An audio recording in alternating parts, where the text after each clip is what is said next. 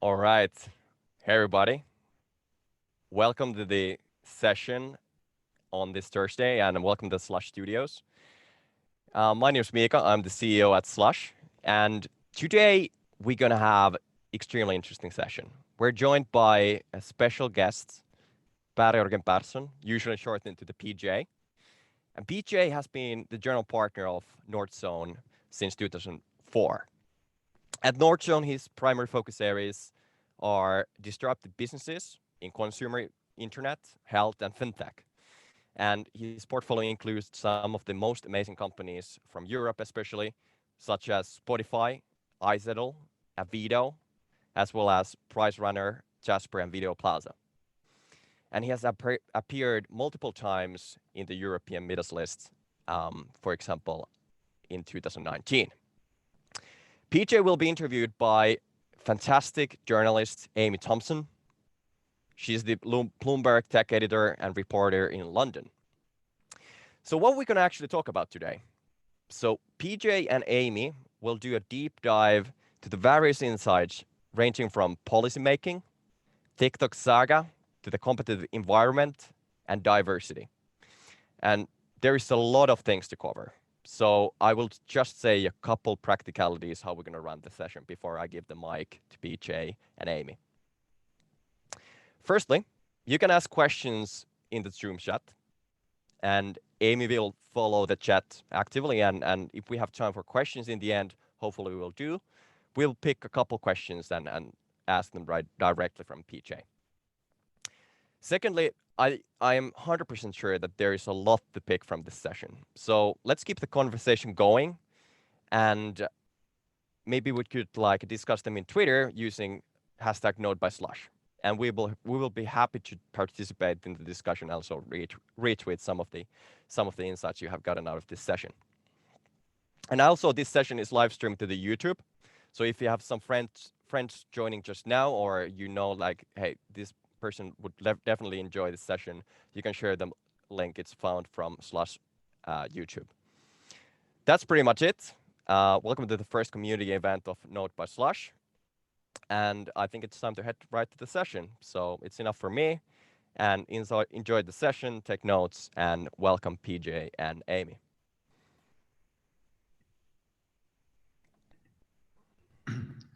Thanks, Mika. Enjoyed. Hello. Hi. Sorry, I was getting unmuted. Thanks so much for joining us. I guess I'll dive right into my questions then. So we're entering into the final quarter of what's been a really extraordinary year on several fronts. When the lockdown started, I remember that there was a lot of concern about how this would affect startups, particularly in regards to access to capital and liquidity. But you said in the LinkedIn post this week that investment in European tech is actually at a record high, and that the pandemic has, if anything, accelerated the adoption of the types of digital services that the tech startup sector is offering. So what I want to know is, what's been the biggest surprise for you so far this year with how the industry has coped? Yeah, so obviously when it all struck, we were very concerned about how things would pan out, and everybody went into lockdowns, and that had an immediate effect on demand and also on conversations with startups regarding funding and such. So the first couple of months were really tough for pretty much across the line for everyone.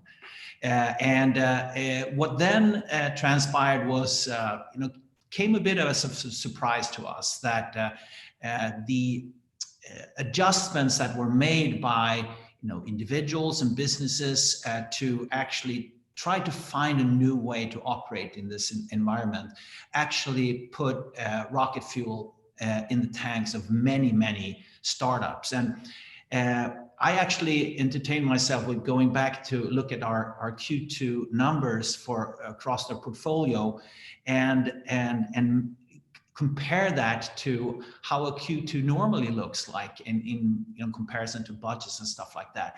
And with very few exceptions, pretty much all the companies were outperforming their budgets, which we typically don't experience because startups is typically by nature is like a lot of optimism and hope and dreams in it, and so you tend to sort of over budget and under deliver. But here it's actually it was really something that happened that first you can obviously ascribe that to temporary effects. That's about the COVID reactions.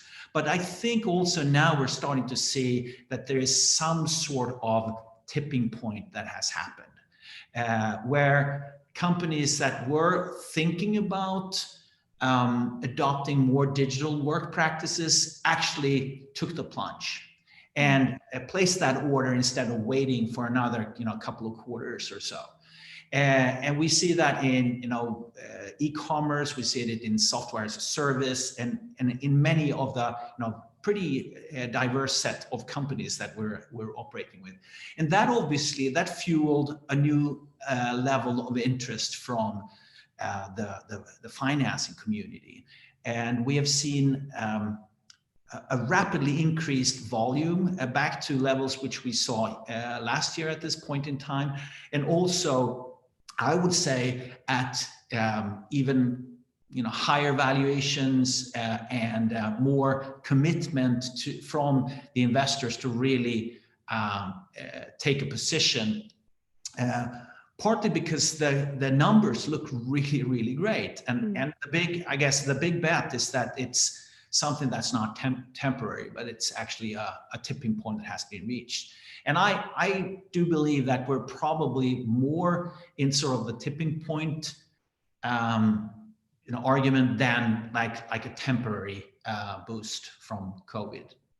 So you think some of the adaptations we've had to make this year are going to stick around? Yeah, I do, because by and large, if you look at pretty much any startup, they are addressing the markets with new technology, new ways to charge, new business models. They typically have a different cost structure, and that what typically is holding a startup back in the scaling phase is that their customers, they are a bit hesitant to step on board and to bet their future on an untested company. Now, I think the alternatives have been so much worse. So, and that's why this has sort of fast forwarded things. Right. And in addition to a global pandemic, we've been dealing with a really complicated geopolitical situation, particularly with the US, their battle against Huawei, other countries following suit, now TikTok. What are the implications of this for European companies, especially with Europe sort of being very much caught in the middle between these two big superpowers? Yeah, that's something I think is of a like longer term concern here, how the digital environment is developing. If you think that the internet that sort of resides in China is largely cut off from the rest of the internet, and all the big companies operating in that market are local players, and none of the international players are basically allowed into that market. So if that is starting to happen now in the US as well, with different forms, you would say that the deal that Trump has brokered with Oracle and Walmart seems to be, maybe it's more for show than for real, but it's clearly so that if the US wants to use, let's say, national security and homeland security arguments to fend off or to sort of create like borders, digital borders, what actually prevents Brazil from doing the same, or India, or other sort of big countries that until this moment at least has been free when it comes to sort of information flow? And this is really a concerning development.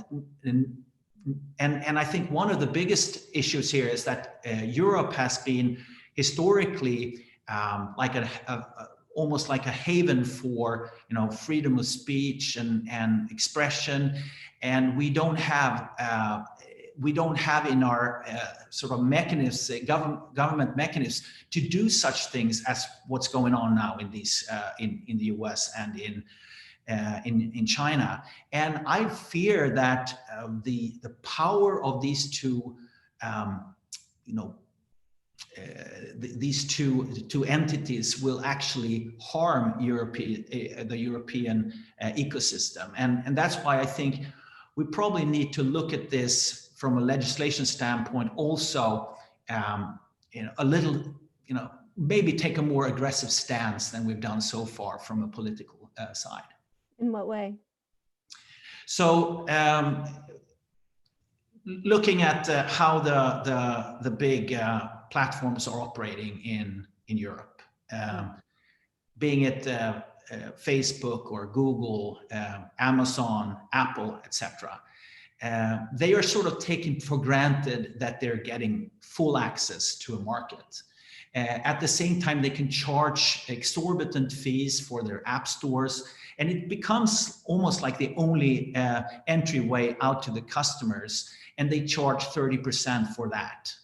Although, and I had a really interesting conversation today with an entrepreneur who has had a following of hundreds of thousands of, and he's a musician, hundreds of thousands of fans that he has built up over 20 years. And then as the market has moved on to Facebook for the conversation with his fans, Facebook now actually restricts his communication with his fans, and only he can only have full communication with his fans unless he pays up. So he brought the customers, he brought all the content, and yet he needs to pay to actually talk to his own customers, and that's because they dominate this interface. And if you ask pretty much any consumer startup these days, they feel that it's almost not worth the money to advertise on Facebook anymore, because the cost of customer acquisition is so incredibly high. And we as venture guys, we think that the consumer part of the investment field has become less attractive for that particular reason. So what else do you think Europe and the European Commission can do? They've got quite a reputation at this point for, in a lot of people's views, really going after the big tech platforms. Even just this afternoon, there was a proposal for legislation on opening up Apple Pay to competitors, et cetera, et cetera. What else can they do? Well, yeah, I think one thing would be to mandate to break up a company like Facebook, in that they cannot operate Instagram, Facebook, and WhatsApp as with one as one entity. And the same with Google. They shouldn't be operating YouTube and the search engine at the same time. If you think that these companies would be separate companies with full management teams, they would be competing for access to the advertising dollars and stuff like that, and that would mean that the advertising costs would go down. Now, if you look at YouTube or Google and Facebook today, they're sitting on 60% of the total marketing spend in the world today. That's enormously concentrated. I don't think there is any market that's even close to that.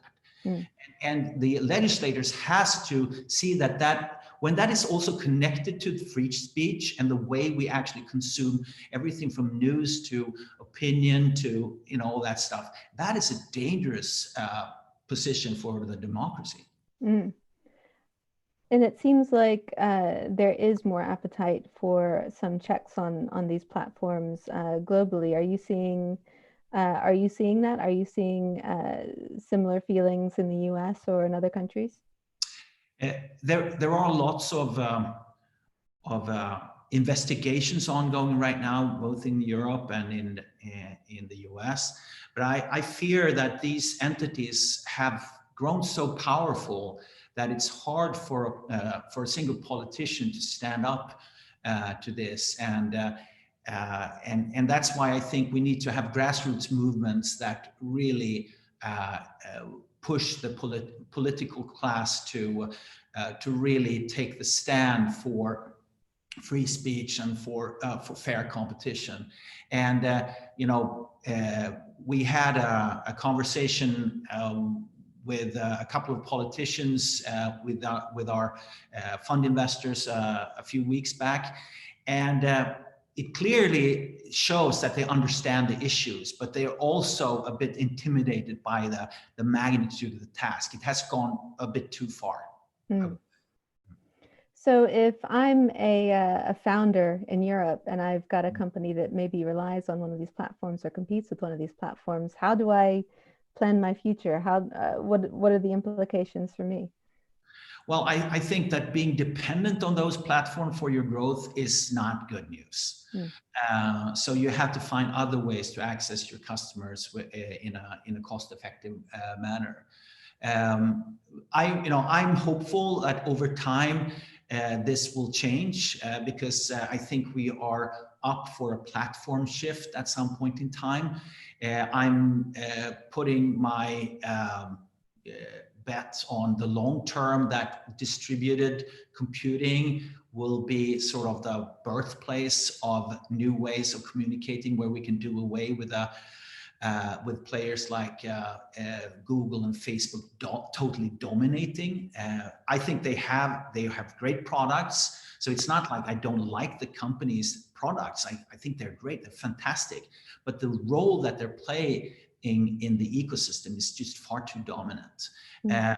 And if you then move to a distributed environment, which typically what I would guess would be powered by blockchain, then I think we have the building blocks for something to come that will meet those requirements of great products, but also that you're not being dominated by a single party.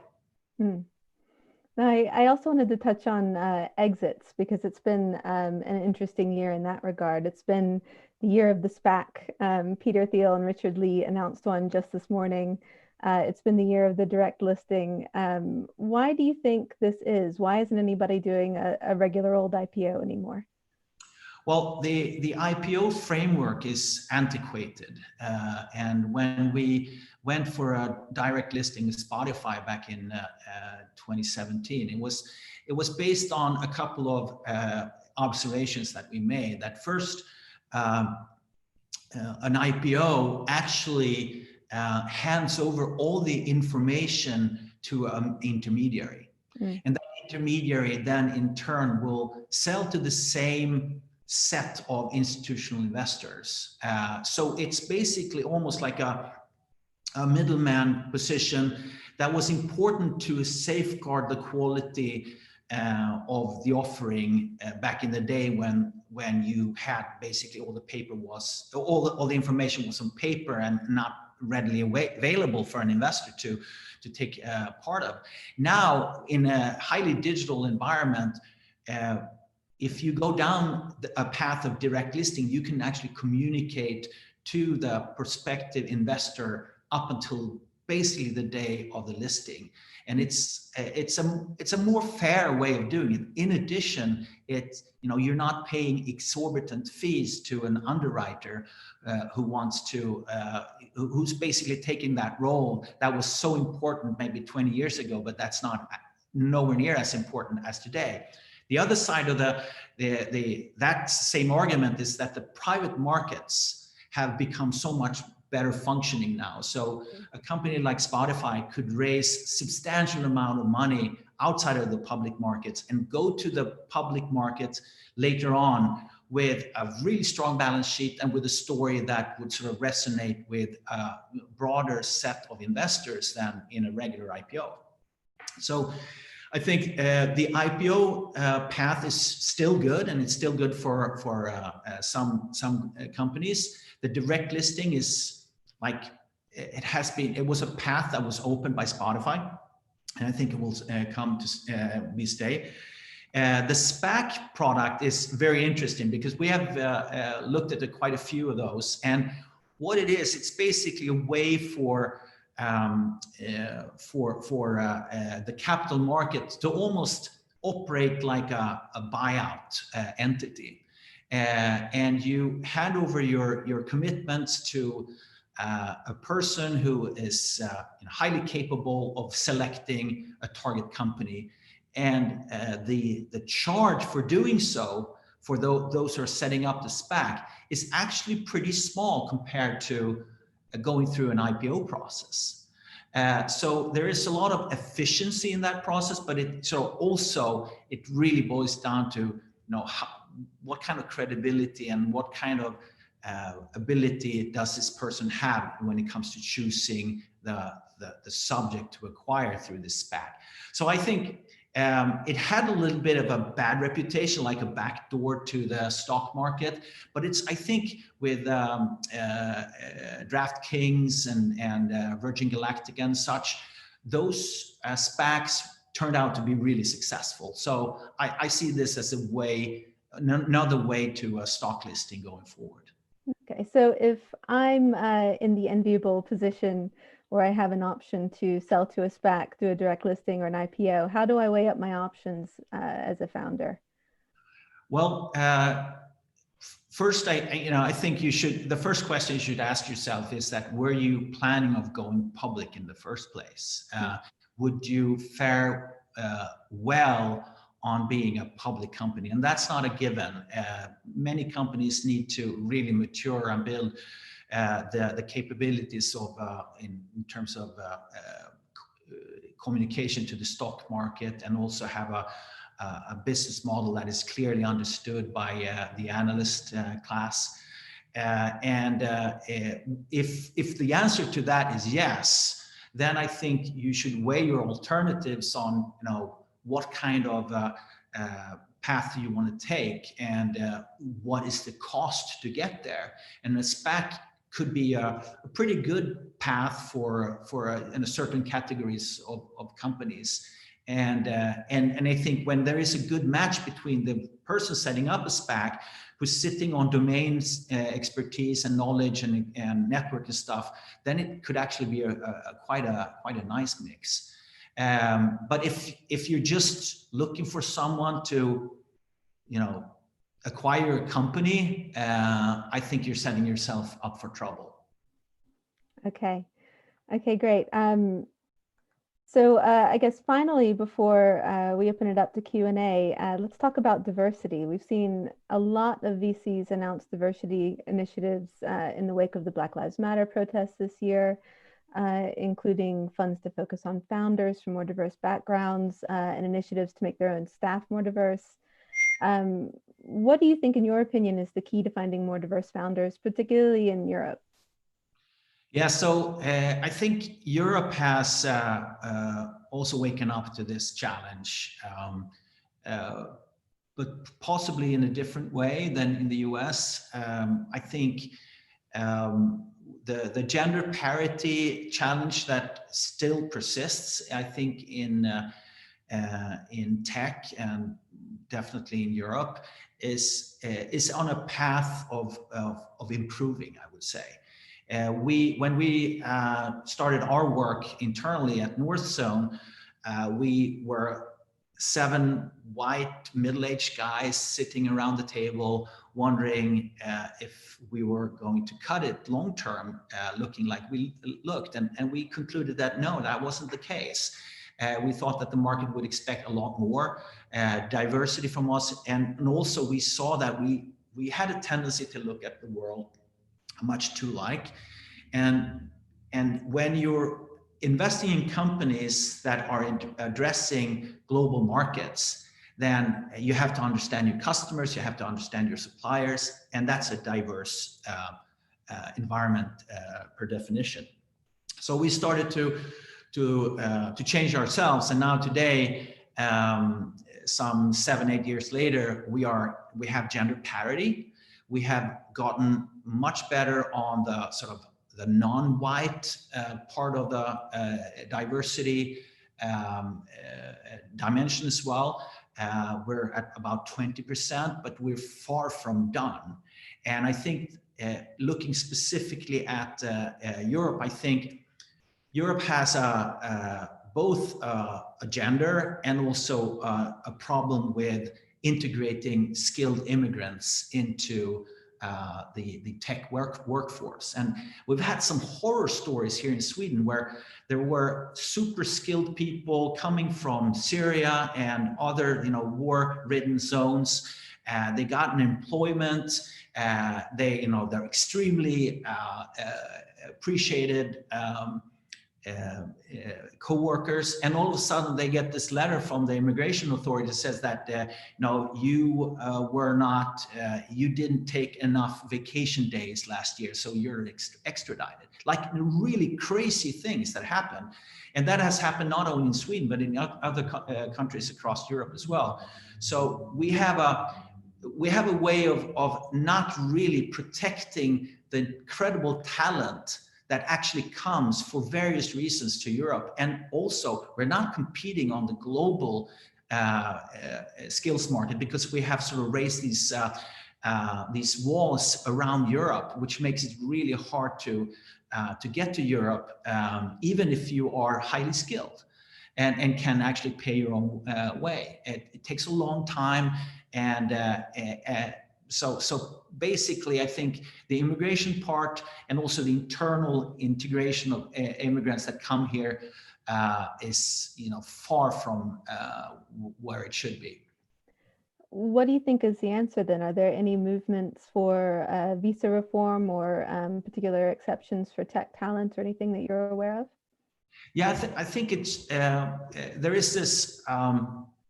It seems like we could simplify that process quite a lot. And if you come to if you apply for a job, if you're based in India or Afghanistan or Iran or wherever, you should have, and if you can show that you have the kind of skills required to actually have a position and that you have a job offer, that should take maximum a couple of weeks to clear that, not months and months or even years as it does today. So I think that is a tremendous opportunity for Europe to do that, because I think that if you look at the European ecosystem for talented people, it's a not so well-known fact that we actually graduate more high-skilled computer engineers in Europe than they do in the US. So we could actually leverage a position and give birth to new large platform companies like Spotify, Adyen, Klarna, and the likes.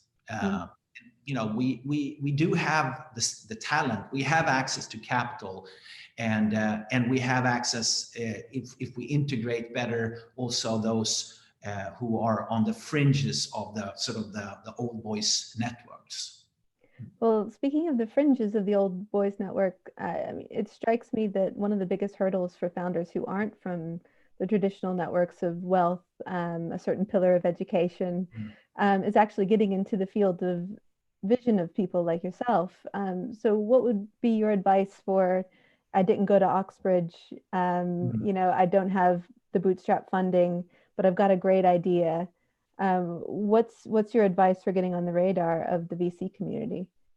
Well, first, I think that when you show up to an ecosystem, you have to sort of make your way into start getting to know the people who are sort of are your peers.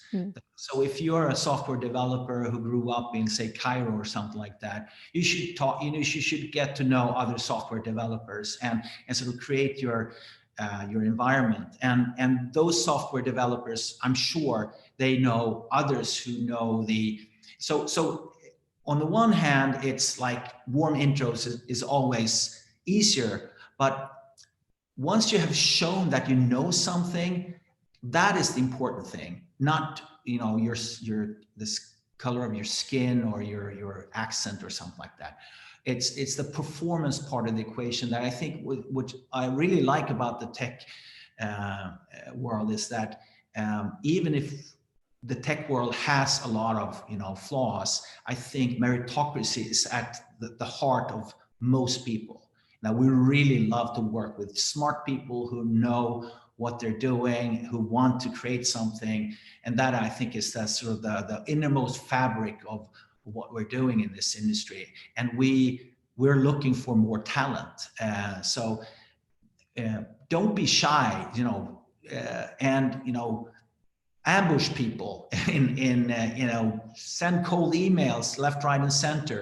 There will be a lot of disappointments, obviously, but after a while, you get into knowing enough people to get the critical mass going, and then you will get into the right circles. Okay. I guess I should take some audience questions. I have one here from Daniel Dahl Steinberg, who asks, with China creating huge global tech companies controlled by the CPC, is now the time to break up Western tech giants? We did talk a bit about that. But do you think that the US should be taking more of an active role in breaking up these companies? Yeah, absolutely. But with the current administration, that ain't going to happen. Perhaps also, if there is a new administration coming in, I find it hard to believe that there will be enough strength in the legislative system to actually do that. So I think Europe is pretty much on its own there. And I think it was although it was sort of a bit of a bellwether move by the European Union back in when they went after Microsoft, and it really changed the trajectory of Microsoft. Because of the process was so slow, it wasn't that effective. But I think it really sent a powerful signal. And exactly not even exactly the same. The worst things are happening now. In those days, it was basically Microsoft killing Netscape, who didn't have any revenues, by bundling things. Here, we see that basically companies that are bundling things to basically take control over huge parts of the economy and the conversations that we're having as well. Is there a downside to breaking up these tech giants to consider? Are we stifling innovation? Are we stifling a universal platform that everybody's getting a lot of use out of? I would say quite the opposite. I think the innovation that followed after the breakup of the big telecom monopolies back in the day was and also the oil and gas, the Exxon or Standard Oil as it was back in the day. Those breakup of those monopolies are widely considered as extremely important for the development of those infrastructures. So I'm just hoping that the legislator will see this and act upon it. Okay. Our next one is from Chris Pfaff. Do you see Europe's lack of tech behemoths like Google, Facebook, etc., as a strength rather than a weakness?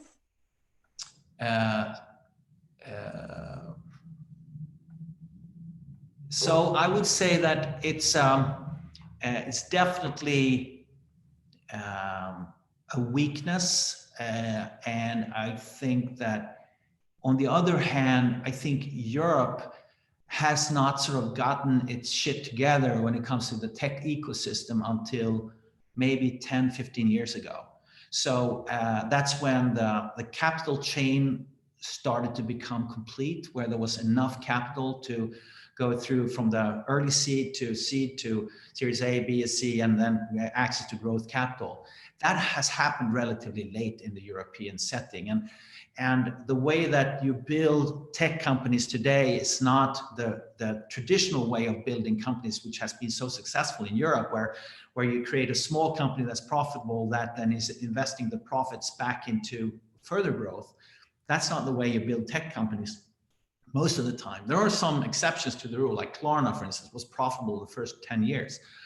But by and large, that risk mentality and the way to build large platforms has not been in play for particularly long time here. But now it is. We have a class of entrepreneurs that have done it before, that, you know, this fantastic announcement today by Daniel Ek to put $1 billion of his personal resources into building the next platform companies in Europe.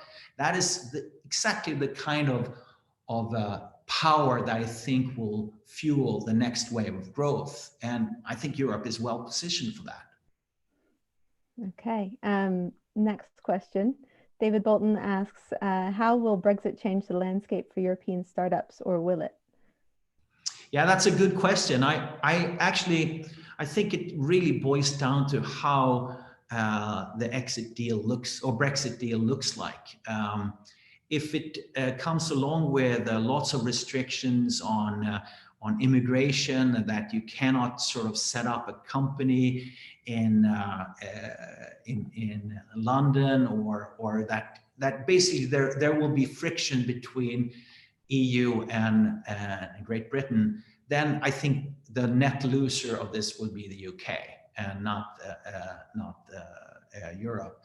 But if we could make sure that there is still a lot of free movement of highly skilled people, then I think the nature of the products and the fact that predominantly it's London, that's the sort of the center, the epicenter for both the capital part and the fintech hub in Europe, and also a lot of talented people congregate in that, you know, fantastic city.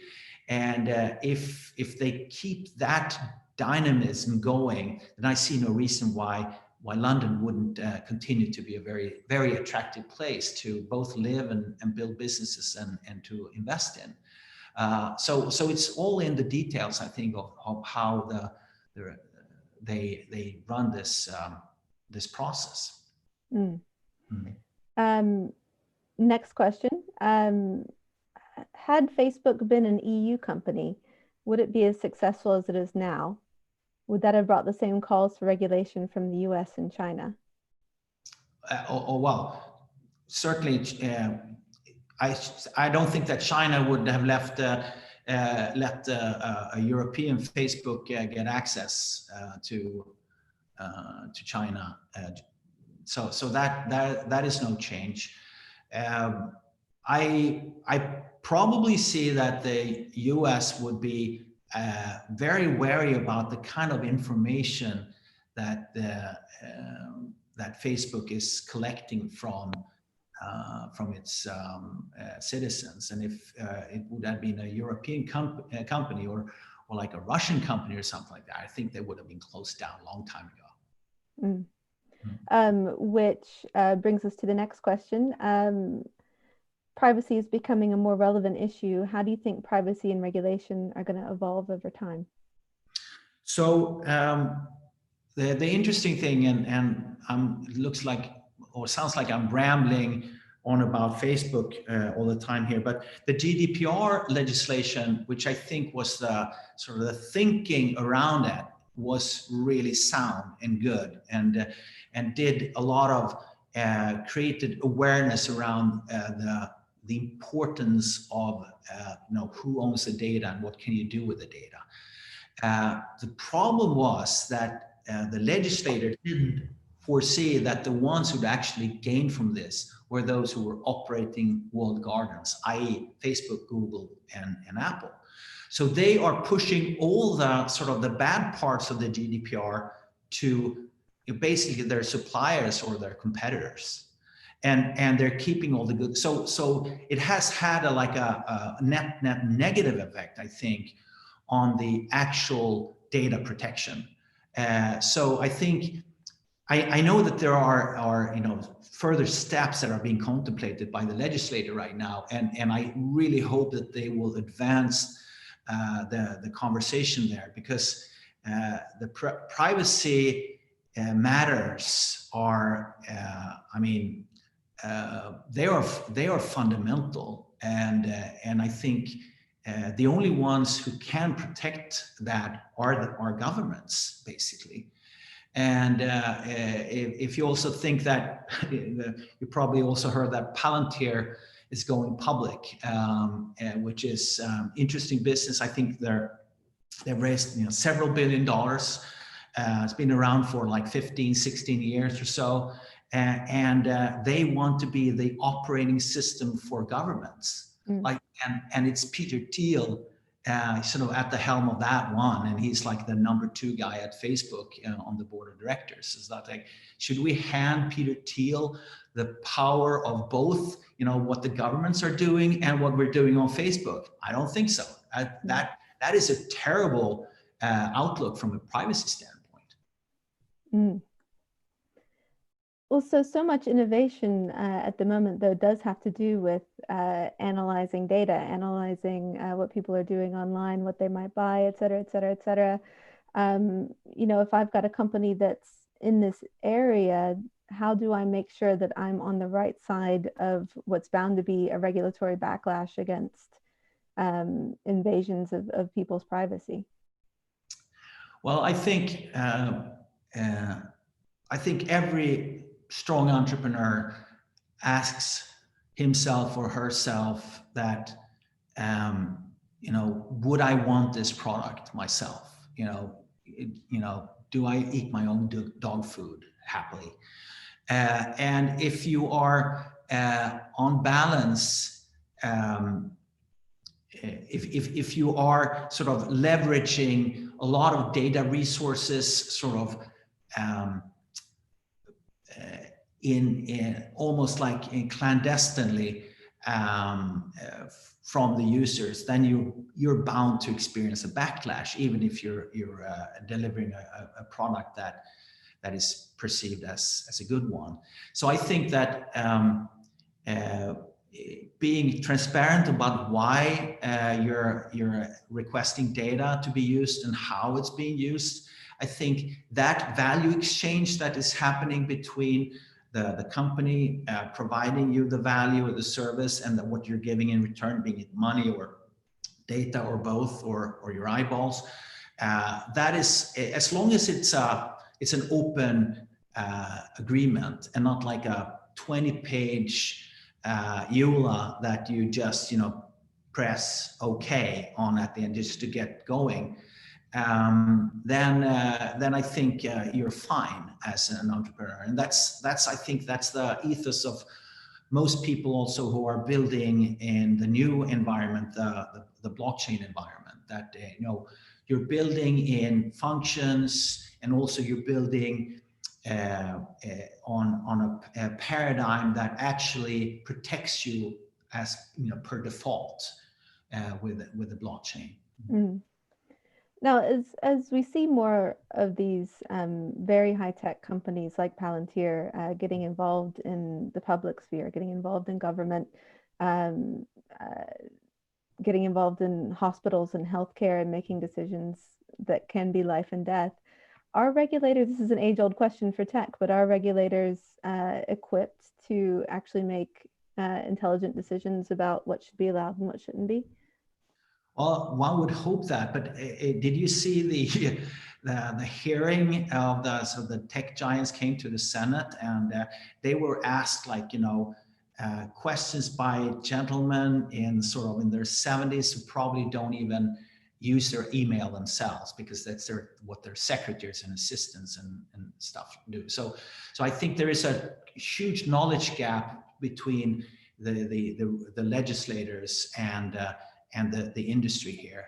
And I think, and I urge our industry to get involved politically to inform our legislators on, really not only basic things, but also the effects.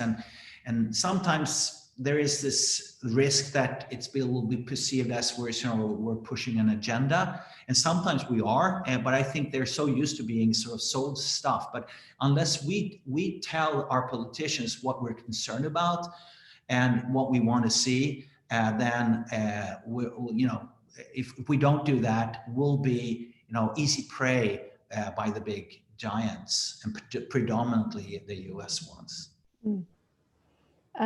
It looks like we've got one more question from the Q&A. Have you changed in any way your approach to interacting with startups due to the forced remote working patterns? And how do you continue to build meaningful relationships with them when you can't meet with people face to face?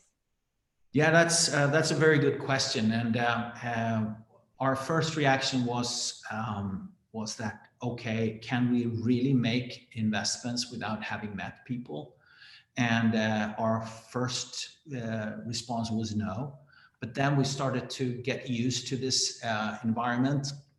And so we made several investments without face-to-face, real life meetings now.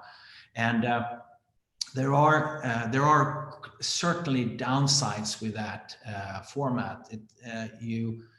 As you probably know, that 80% or so of the communication is happening it's body language, is the way you comport yourself when you walk out of a door, that you go to the coffee machine. It's like all those little symbols that make up your impression of a person that gets pretty much lost in this medium. So you have to work different ways to arrive at the same level of certainty for the people involved. And the earlier stage you work on, and my favorite investment stage are like late seed and early A, for what it's worth to say. So that's when you really need to understand who's across the table and what kind of team that person is trying to build, and how are they relating to reality, and how are they, what kind of cathedral are they trying to construct, and that is very hard to get across with like a PowerPoint presentation streamed over Zoom. So we were talking about diversity earlier. Do you think this maybe has opened up more opportunities for people who, number one, may not have the certain signals you acquire by being from a certain background? Maybe people from wealthy elite backgrounds get coffee a certain way, and it communicates to you in a certain way. And number two, maybe geographically opens up to founders from smaller towns and countries that might be off the map. I do think that this has changed our industry and also the funding environment for a startup tremendously.